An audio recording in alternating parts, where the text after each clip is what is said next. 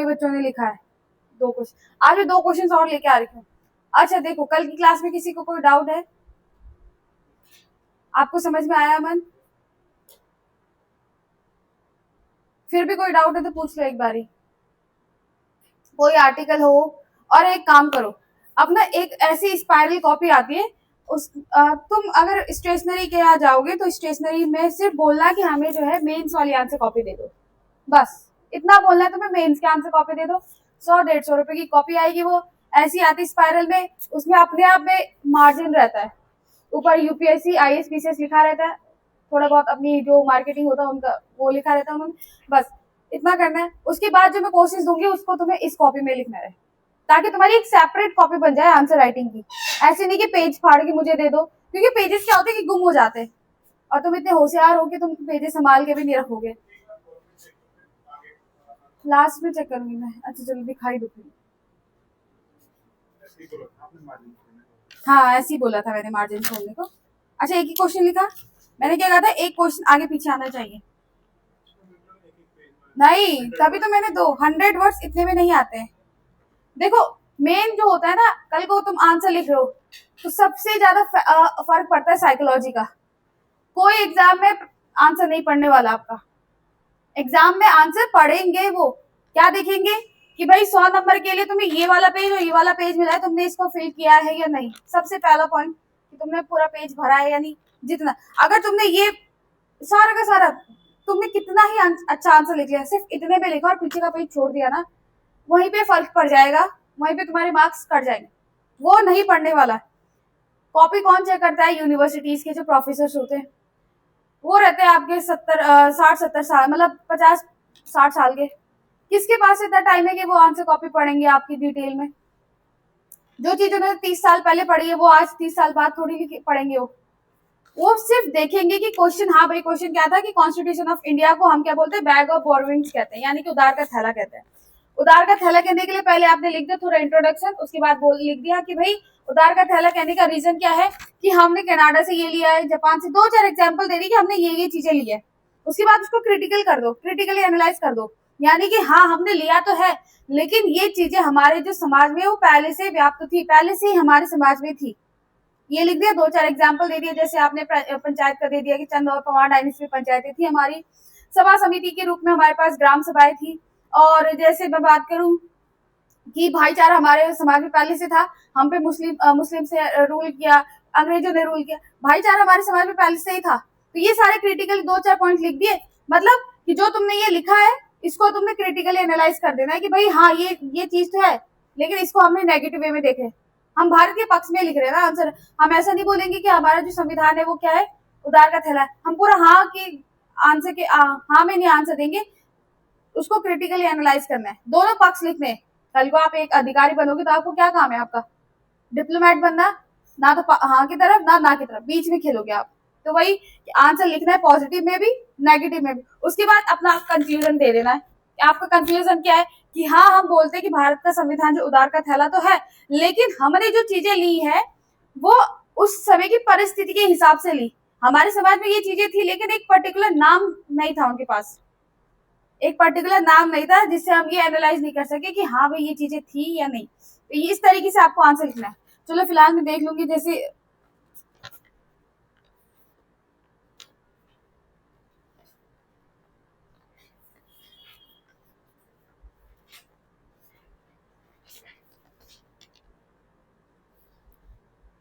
लिखा सही है, लेकिन ये है ना जैसे पॉजिटिव नेगेटिव एक्सपेक्ट, ये अलग से हेडिंग नहीं डाली जाती है कि पॉजिटिव है नेगेटिव, ये अलग से हेडिंग नहीं डालते अलग से। कोई नहीं, सही लिखा हुआ, एक दिन में नहीं आता, एक दिन में सब महारत ही नहीं बनते, धीरे धीरे करके बनते।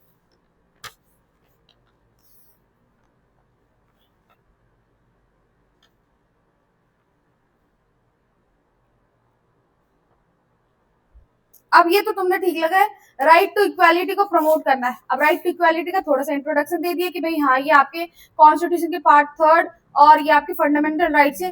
राइट टू इक्वालिटी में आपने आर्टिकल थोड़ा बहुत, ज्यादा एक्सप्लेन नहीं करना। अब देखो सबसे पहली तुम्हारी गलती क्या है कि तुमने डिटेल आंसर राइटिंग तो पूरा कंटेंट साइड डाला है, लेकिन इसको फ्रेम करना आना चाहिए। फ्रेम कैसे करते हैं? फ्रेम जैसे आपने लिख दिया इस तरीके से, फ्रेम कर दिया आपने भाई कि जैसे आपके पास फंडामेंटल राइट्स है, ये फ्रेम कर दिया फंडामेंटल राइट्स है, इसमें आर्टिकल 14 इधर आर्टिकल 15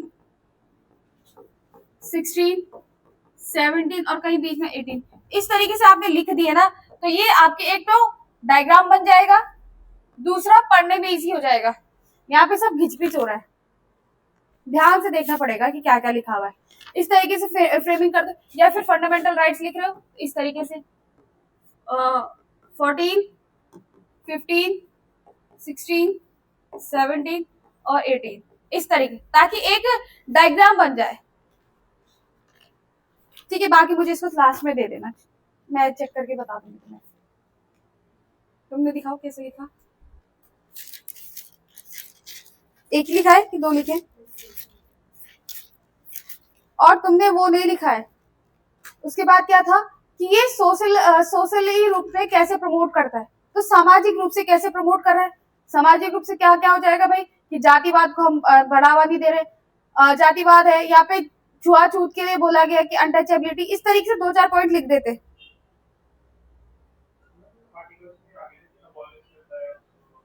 आर्टिकल्स को थोड़ा सा डिफाइन करना, वो आर्टिकल्स जो है ना जो तुम लिखे वो इंट्रोडक्शन का पार्ट है। दूसरा पार्ट देखो ना आपका क्वेश्चन का क्या बोल रहा है, दूसरा पार्ट भी तो है, दूसरा क्वेश्चन भी आएगा। हाँ, और जो सोशल जस्टिस को है ना, उस वो ज्यादा आपका मेन होना चाहिए, उस पे मेन फोकस होना चाहिए, आर्टिकल्स पे कम फोकस हो। आर्टिकल्स पे इतना लिख दो कि 14 जो है right to equality before law and equity after, इस तरीके से 15 की हम डिस्क्रिमिनेशन को नहीं करेंगे, 17 को लिख दिया हमने अबॉलिशमेंट ऑफ अनटचेबिलिटी, 18 को लिख दिया अबॉलिशमेंट ऑफ टाइटल्स, बस इतना लिख दिया। उसके बाद जो है कि how it promote social justice, social justice को कैसे प्रमोट करता है, तो आप अलग अलग तरीके से अपने हिसाब से लिख लें।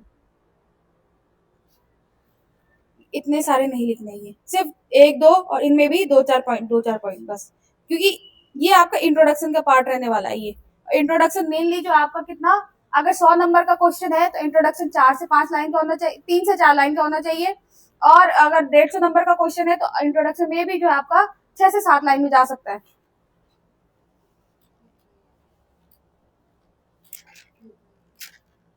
इसको दोबारा लिख के लाना, तो आंसर जो है ना तुम सब दोबारा लिखेंगे। चलिए, हमने क्या देखा कल की क्लास में, कहा था कर लिया था हमने, कल की क्लास में कहा था कर लिया था। चलो एक बारी मैं आपको ना स्टार्टिंग से समझा देती हूँ कि क्या सिनेरियो चल रहा है हमारा। देखो, सिलेबस आप देख लेना, सिलेबस निकाल लेना, या फिर सर आपको पीडीएफ भेज देंगे, उसमें देख लेना, पहली पीडीएफ में आपका सिलेबस है। चलिए, अगर मैं बात करूं तो ये चीजें तो मैं बच्चों इनको बहुत बार समझा चुकी हूँ। अंग्रेज जो है आपकी 1600 में आपकी ईस्ट इंडिया कंपनी बनती है, ईस्ट इंडिया कंपनी बनती है।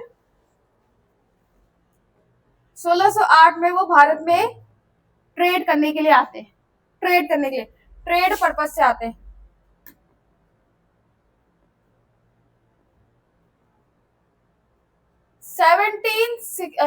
64 बोल लो या 57 बोलो, आप चाहे तो इसको लिख सकते हैं 57।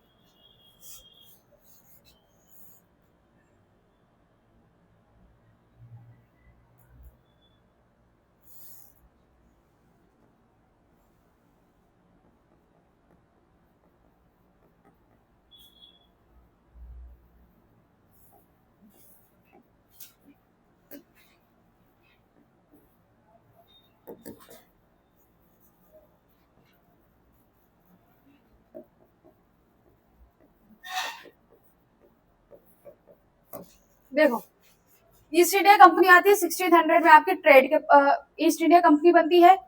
1608 में वो ट्रेड के पर्पज से भारत में आते कि भाई हम यहाँ पे चीनी चाइना के साथ तमाम जितने भी चीजें ट्रेड हो सकती है उन सबका हम ट्रेड करेंगे। अब जो है यहाँ पे 1717 में एक राजा था औरंगजेब,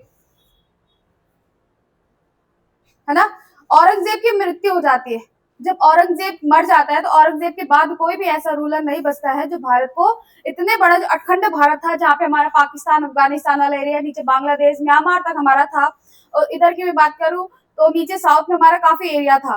तो ये एक बड़ा भारत था। ये जो है औरंगजेब की मृत्यु के बाद जो है यहाँ पे कोई भी ऐसा शासक नहीं बचा कि जो यहाँ पे क्या कर सके, भारत को बांध सके, जैसे भारत बंधा हुआ था अभी तक, है ना। क्योंकि अब औरंगजेब की मृत्यु के बाद जितने भी शासक थे वो कैसे थे, कमजोर थे। उनको अपने लग्जरी लाइफ जीने में ज्यादा मजा आता था, राजगद्दी को ज्यादा वो अपना मानते थे, तो वो अपनी लग्जरी लाइफ जीते थे। तो उनको मतलब नहीं था कि भारत में क्या चीजें चल रही, कोई हम पे आक्रमण कर रहा है, कोई आसपास युद्ध चल रहा है, हमें अपना एरिया को एक्सपेंड करना है। ये धीरे, अब देखो जब 1717 में औरंगजेब की डेथ होती है, तो उसके बाद अंग्रेजों को लगता है कि अब भारत में कोई ऐसा शासक नहीं है जो मुगल सत्ता है उसको बांध के सके। तो अंग्रेज जो है पहले आपके कैसे थे, आपके अंग्रेज ट्रेड के पर्पज से थे। जब जो राजा था वो मर गया, उसके बाद अंग्रेजों ने धीरे धीरे व्यापार तो करते रहे, वो ट्रेड करते, लेकिन धीरे धीरे वो एडमिनिस्ट्रेशन पे आ गए। यानी कि वो धीरे धीरे अब क्या करने लगे, राजा के सत्ता पर भी जो है यहाँ पे क्या करने लगे, इंटरफेयर करने लगे। अब वो बोलते थे राजा को कि भाई तुम्हें अगर किसी के साथ युद्ध करना है या किसी से युद्ध जीतना है तो हमारे एक कमिश्नर को अपने यहाँ बैठा दो, या हमारे एक अंग्रेजी अधिकारी को अपने शासन में बैठा दो, जो तुम्हें युद्ध की जो है युद्ध की रणनीति के बारे में बताएगा कि तुम्हें युद्ध कैसे जीतना है। क्योंकि अंग्रेज जो होते कैसे थे, एक मॉडर्नाइज वे में थे, उनके पास मॉडर्न मिलिट्री थी, मॉडर्न टूल्स थे, ये सारी चीजें थी। भारत में जो उस समय शासन कर रहे थे वो एक बोल सकते हो कि बैकवर्ड टाइप चल रहा था उस टाइम पे, इतना नहीं था, पैसा तो था लेकिन जो आर्मी थी वो इतनी एडवांस लेवल की नहीं थी जो अंग्रेजों की एडवांस लेवल की थी। हाँ, बस तलवार और चाकू छुरी से करते थे। बंदूक ये चलाना तो अंग्रेजों ने सिखाया, जो तोप खाने हैं, तोप वगैरह चलाना हमें अंग्रेजों ने सिखाया। तो उनके पास मॉडर्न टेक्निक्स की जो है यहाँ पे क्या बोल सकते हैं हम, कुछ क्वेश्चन है, मॉडर्न टेक्निक्स जो थी अंग्रेजों के पास थी। तो धीरे धीरे वो एक ट्रेडिंग कंपनी के साथ साथ अब कैसी बन गई है, ट्रेडिंग कंपनी के साथ साथ वो पॉलिटिकल भी बन चुकी है, यानी कि अब वो राजनीति में भी इंटरप्ट करने लगी है राजाओं को। 1757 में आपका बैटल ऑफ प्लासी होता है। प्लासी वाला एरिया कहाँ पे है आपके, सरस्वती बताया था मैंने, बंगाल वाला एरिया। तो ये जो बंगाल वाला एरिया है ना, इधर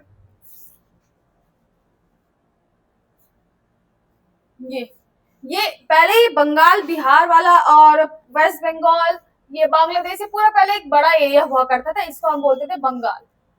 अभी इतना समृद्ध एरिया था बहुत ज्यादा, क्योंकि ये एक तो फर्टिलिटी वाला एरिया था, यहाँ पे बहुत ज्यादा फर्टाइल लैंड थी। अब यहाँ पे कहीं पे आता है आपको प्लासी। 1757 प्लासी का वॉर जीत जाते हैं अंग्रेज। अंग्रेजों को लगता है कि भाई हम धीरे धीरे करके क्या कर सकते हैं, अब शासन कर सकते हैं।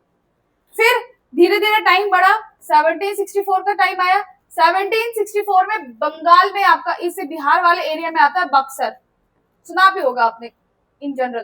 तो 1764 में जब बक्सर का वॉर होता है, तो बक्सर के वॉर के बाद अंग्रेजों के जो है शक्ति और मजबूत हो जाती है। अंग्रेजों को लगता है कि अब तो कुछ भी हो जाए, अब हम भारत को जीत सकते हैं। अब जो है यहाँ पे कोई शासक नहीं है, हमने इतने, अब देखो इतने बड़े एरिया को एक साथ जीतना, इसका मतलब कि उन्होंने आधे से ज्यादा इंडिया को ऑलरेडी एक्वायर कर चुका है। ये सबसे बड़ा एरिया है, सबसे ज्यादा फर्टाइल लैंड है, सबसे ज्यादा जनसंख्या जो है इसी एरिया में रहती है। तो अगर मैं बात करूं तो इस वाले एरिया को वो 1764 में बक्सर के वॉर के बाद जीत जाते हैं।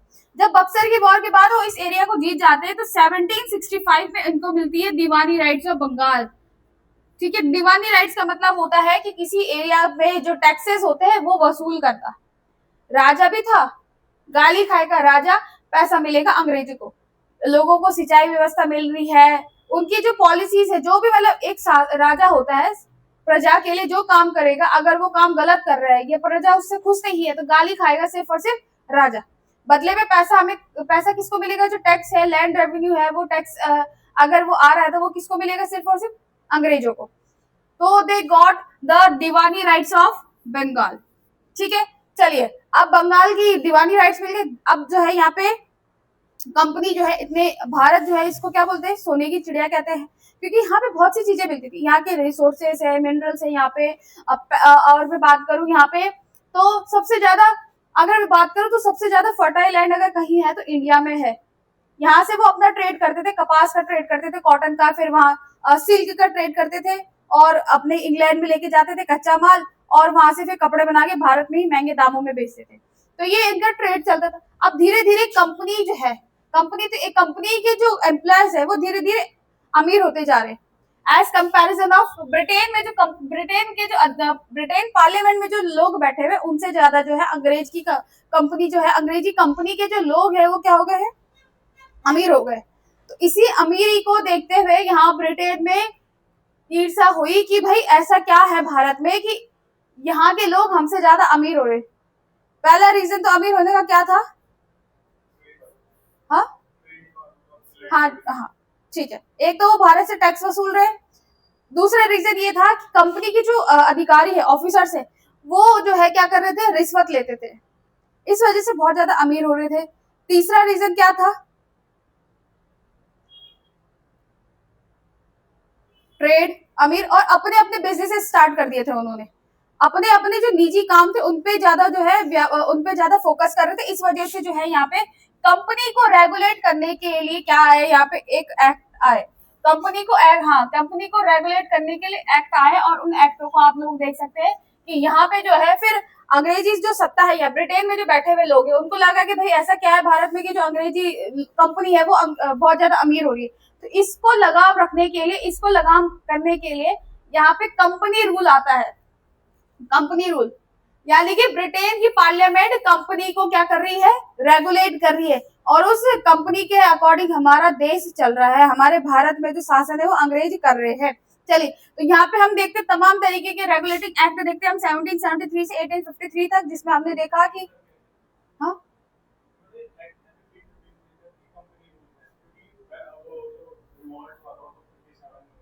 हाँ, तो देखो, जब 1793 का एक्ट आया था ना, तो 1793 के एक्ट में क्या था कि हम हर 20 साल में क्या करेंगे, चार्टर एक्ट लेके आएंगे।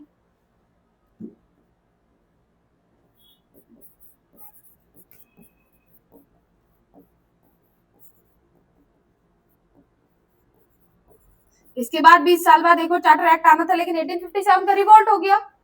अब भाई 1857 का रिवॉल्ट हो रहा है तो जो रानी है, महाराजा रानी है, उन्होंने कहा कि अब जो है कंपनी शासन नहीं करेगी, अब हम डायरेक्ट खुद से रूल करेंगे। तो तुम वहां पे 1853 भी लिख लो, और जो है यहाँ पे क्या लिख लो,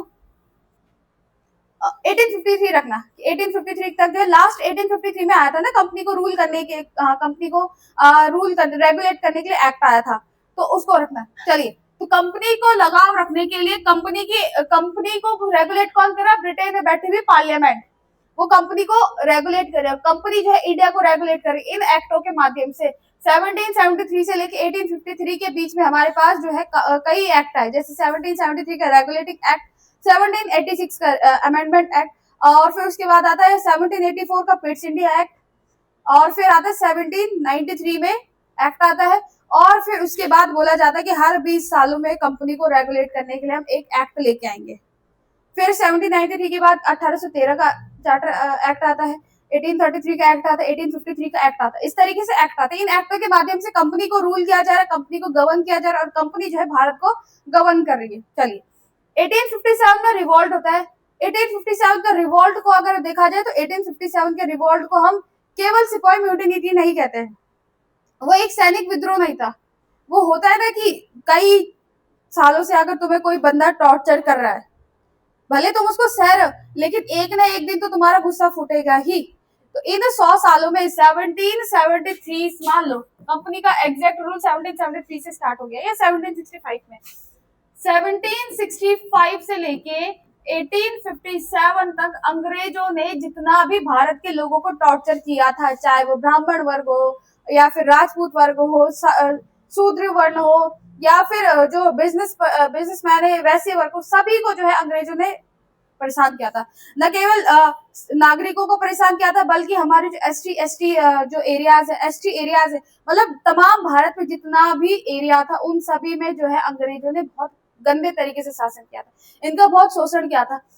गरीबों से, मतलब ये बोल सकते हो कि किसानों से जबरदस्ती उगाई करवाते थे, इंडिगो की उगाई करवाते थे, जबकि इंडिगो की खेती करने पे क्या होता है कि वो लैंड इनफर्टाइल हो जाती है, कई सालों तक इनफर्टाइलिटी में रहती है वो लैंड।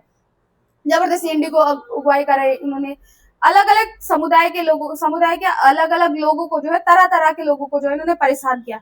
अब होता है ना कि कोई व्यक्ति तुम्हें लगातार इतने सालों से टॉर्चर कर रहा है, तो एक ना एक दिन तुम्हारा गुस्सा फूटेगा ही।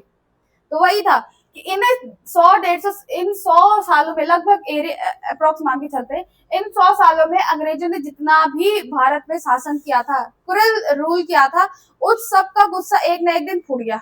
और वो फूटा आपके 1857 के रिवोल्ट में, जहाँ पे हमने देखते हैं कि धार्मिक रूप से हम देखते हैं कि किस तरीके से जो है यहाँ पे आंदोलन हुआ था। फिर हम देखते हैं कि सिपाही म्यूटिनी, आपने मंगल पांडे सुना होगा, रानी लक्ष्मीबाई सुना होगा, इधर से वाजिद अली शाह सुना होगा यूपी वाले एरिया से, नीचे से नाना साहेब, तात्या टोपे, इस तरीके से तमाम लोगों ने जो है अपनी इस 1857 के रिवॉल्ट में अपनी शहादत दी थी। और फिर 1857 का रिवॉल्ट के बाद जो है कंपनी की जो रानी रहती, मतलब ब्रिटेन की जो रानी रहती है, वो कहती है कि भाई अब हम क्या करेंगे, तुम पे अच्छा शासन करने के लिए अब हम तुमको क्या करेंगे, और अच्छी तरीके से लूटेंगे और अच्छी तरीके से बर्बाद करेंगे। मतलब इन डीप डाउन उनके कहने का मतलब तो ये था कि हम अच्छा शासन, बोला तो उन्होंने भारत वालों को कि अब कंपनी तुम पे रूल नहीं करेगी, अब जो है सीधा का सीधा किसका शासन होगा, ब्रिटिश क्राउन का शासन होगा, ब्रिटिश जो रानी है, महाराजा है, उसका शासन होगा, कि तुम पर जितना भी कंपनी ने अत्याचार किया है वो अब नहीं होगा, अब हम तुम पे और अच्छी तरीके से अत्याचार करेंगे। उनके कहने का मतलब ये था। 1857 के बाद जो 1858 के बाद जो है यहाँ पे 1947 तक तमाम जो आपने मॉडर्न हिस्ट्री में आप लोग देखते हैं कि गांधी जी आए और कांग्रेस बनी, अलग अलग सेशंस हुए, तरह तरह के विद्रोह हुए, जैसे आप बोल सकते हो कि सब जैसे 1905 में बंगाल का डिवीजन होता है, तो बंगाल के डिवीजन के बाद यहाँ पे बॉयकॉट मूवमेंट चलता है, बॉयकॉट आंदोलन चलता है कि हम जो है अपनी स्वदेशी चीजों को जो है यहाँ पे ज्यादा इंपॉर्टेंस देंगे, जो भारत में बनी हुई चीजें, भारत की जो चीजें, उनको ज्यादा इंपॉर्टेंस देंगे, बजाय हम अंग्रेजों की जितनी भी चीजें थी, कपड़े थे, खिलौने वगैरह, जितने भी चीजें थी, उन सभी पे क्या किया, आग लगाई गई और उनका जो है बहिष्कार किया गया, बॉयकॉट किया गया। फिर उसके बाद जैसे फिर आगे समय चला, फिर नॉन कॉपरेशन आंदोलन चला, फिर धीरे धीरे गांधी आए तो उन्होंने अलग अलग तरीके से काम किए, जैसे सॉल्ट सत्याग्रह हो गया, खेड़ा सत्याग्रह हो गया, अहमदाबाद मिल स्ट्राइक हो गया, तो इस तरीके से जो है इन्होंने काफी काम किए। फिर जो है आपका 1942 में क्विट इंडिया मूवमेंट होता है और 1947 में आपको आजादी मिलती है। इस सब के बीच में यहाँ पे जो है धीरे धीरे अब जो भारत के लोग हैं, ये 1858 से 1947 के बीच में जो भारत के लोग हैं वो कहते हैं कि भाई अब हमें क्या कर दो, अब हमें जो है पहले स्टार्टिंग में 1935 के एक्ट से पहले 1935 से पहले मैं बात करूं तो 1935 से पहले जो भारत के लोग थे वो चाहते थे कि हमारे क्या हो, स्वदेश हो, यानी कि हमारा क्या है, स्वशासन हो, खुद का शासन हो, हम जो अपने लिए कानून बनाए वो खुद से बनाए, अंग्रेजी शासन ना बनाए हमारे लिए शासन, बल्कि भारत के लिए शासन करना है, भारत पे शासन करना है तो भारत के लोग शासन करेंगे, मतलब भारत के लोग जो है कानून बनाएंगे। 1935 के बाद अकल आई कि भाई अब हमें क्या चाहिए, आजादी दो। 1935 के बाद आजादी, तो जब यहाँ पे भारत के लोग अपने लिए आजादी मांग रहे थे, इसका मतलब आजादी का क्या मतलब होता है कि अपने लिए हम रूल्स रेगुलेशन खुद से डिसाइड कर सकते हैं, अपने पे जो शासन होगा, हम पे जो शासन होगा वो हम खुद से डिसाइड करेंगे। तो भाई धीरे धीरे करके जो है यहाँ पे आपका कॉन्स्टिट्यूशनल डेवलपमेंट भी स्टार्ट होता है, लोगों को अकल आती है, जब लोग पढ़ लिखे जाते हैं। तो अब मैंने बताया था कि 1813 के एक्ट में क्या था कि 1 लाख रुपए का हम क्या करेंगे, अंग्रेजी शिक्षा पर, भारतीयों की शिक्षा पर भी क्या करेंगे, खर्च करेंगे। धीरे धीरे लोग पढ़ने लगे, अकल आई कि भाई इनका अपने देश में शासन अलग चल रहा है, भारत में शासन अलग चल रहा है, अपने देश के लोग तो इनके स्वतंत्र है, आराम से मस्त लाइफ जी रहे, लेकिन भारत में इन्होंने जो है बहुत ज्यादा शोषण किया, अत्याचार किया, अपना फायदा देख रहे, किस तरीके से हम अपने इंग्लैंड को, अपने ब्रिटेन को अमीर बनाए और भारत को जो है यहाँ पे और खोखला करते जाए। धीरे धीरे लोगों को अकल आई, तो यहाँ से जो है रूल्स रेगुलेशन बनने स्टार्ट हो गए। अब रूल्स रेगुलेशन बनने स्टार्ट हुए तो इसका मतलब क्या है कि यहाँ पे जो है संविधान बनने लगे। संविधान बेसिकली क्या है, एक किताब है जिसके अंदर जो है आपके सारे के सारे रूल्स और रेगुलेशंस लिखे हुए कि आपके जो देश है उस देश का शासन प्रशासन किस तरीके से चलेगा, और उसी बुक को हम पढ़ रहे हैं। तो यहाँ पे हमने देखा कि इतने ही सारे सिनेरियो के बाद आपको जो है यहाँ पे कॉन्स्टिट्यूशनल डेवलपमेंट आया। फिर देखो भारत आजाद हो गया, भारत आजाद होता है उसके बाद जो है 1947 में इंडिया इंडिपेंडेंस होता है और दो राज्य बनते हैं, एक पाकिस्तान बनता है 14 कब बनता है 14 अगस्त, 14 अगस्त को आपका जो है यहाँ पे पाकिस्तान आजाद, तो क्या है बोलेंगे पाकिस्तान बनता है, हाँ पार्टीशन होता है। और 15 अगस्त को हम जो है क्या होते हैं यहाँ पे इंडिया बनता है। अब पाकिस्तान में जो सिनेरियो चल रहा है उससे मतलब नहीं है। 1947 में आजाद होते हैं।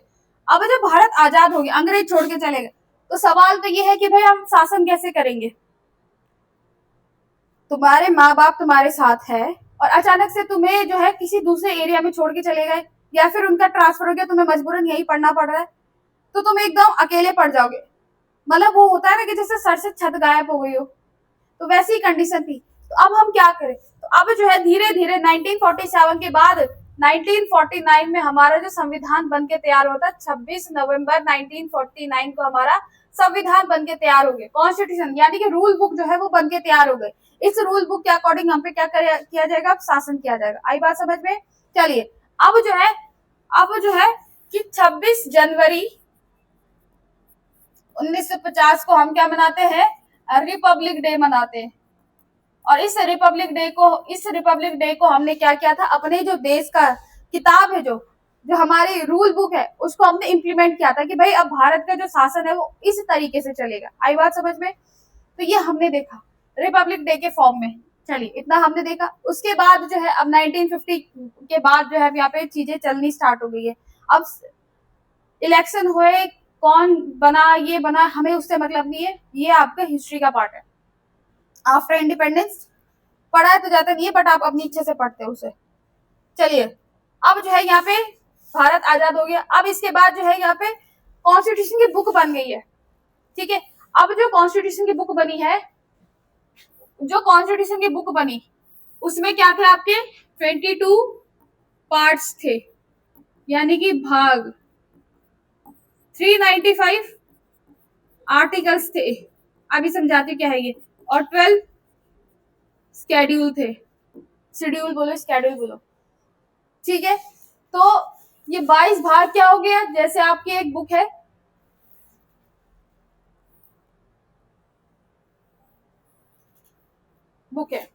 इस बुक में पहला यूनिट है, इस पहले यूनिट के अंदर आपको चैप्टर्स पढ़ने होते हैं, पढ़ा होगा आपने, एनसीईआरटी देखी होगी। तो एक यूनिट होती है, उस यूनिट के अंदर आपको इतने सारे चैप्टर्स पढ़ने होते हैं। तो इसी तरीके से इसको जो है इन 22 पार्ट्स को क्या बोल दो, यूनिट का नाम दो। इन 22 पार्ट्स को जो है यहाँ पे क्या दे दो, पार्ट्स बोल लो। जैसे आपका पहला पार्ट कौन सा है भाई, यूनियन एंड इट्स टेरिटरी, संघ और उसका राज्य क्षेत्र।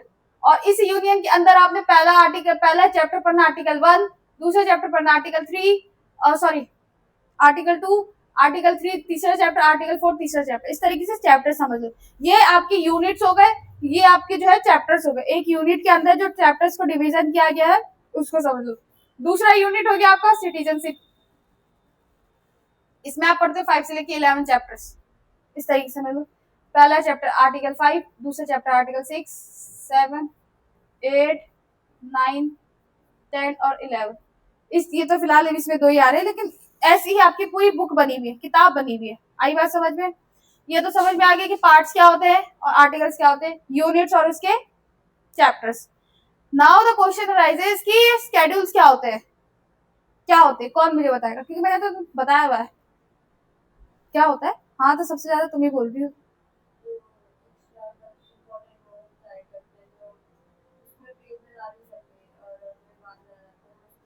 हाँ ठीक है, मैं समझ गया आपके समझाने का कंटेक्स्ट। देखो ये तो आपको क्लियर हो गया।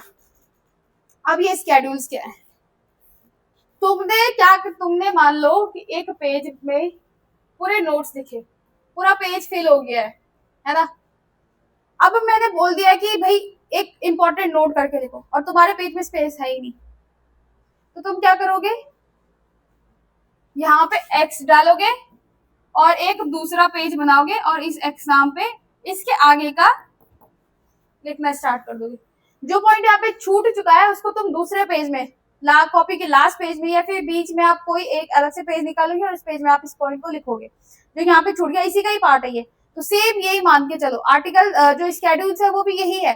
जब संविधान बन रहा था, कॉन्स्टिट्यूशन बन रहा था, कॉन्स्टिट्यूशन बन के तैयार हो गया।